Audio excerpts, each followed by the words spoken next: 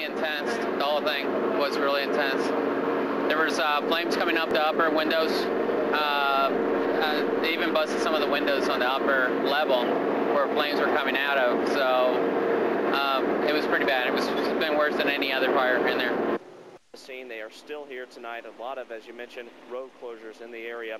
We had a chance to talk to one woman who had a good vantage point when this fire broke out. She's also worked at the restaurant right across the street for several years, and says again she was quite saddened to see this building between the two buildings and when we pre-fire planned it. Between Monti's and the Mill, it's always been here. It's always been part of Tempe. You see pictures of downtown Tempe. You can't miss that. It stands up.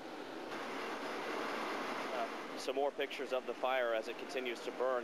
We can also tell you that the fire department and police came through and had to move a lot of people back. A lot of people were on the street right in front of the mill and the restaurant in front, Monti's Casa Vieja, but they came through, and probably see some of this yellow police tape behind me. They moved everyone back just as a safety precaution. So now people are across the street at the park watching this thing burn. A lot of people taking pictures too.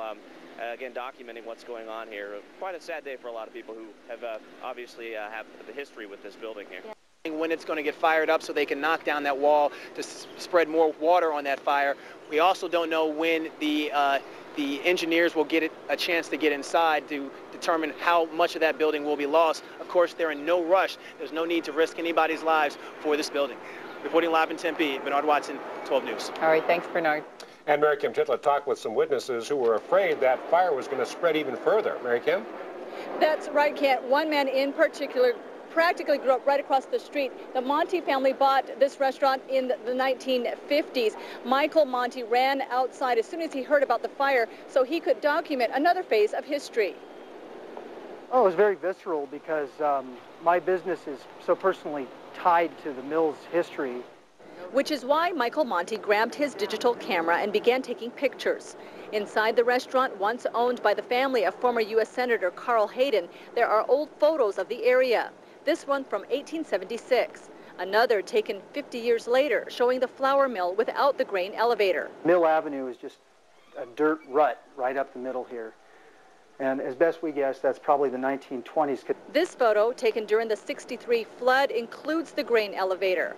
As the fire spread, Monti feared for the safety of his restaurant. Do you know why it made me nervous? Grain elevators blow up. That's why it made me nervous.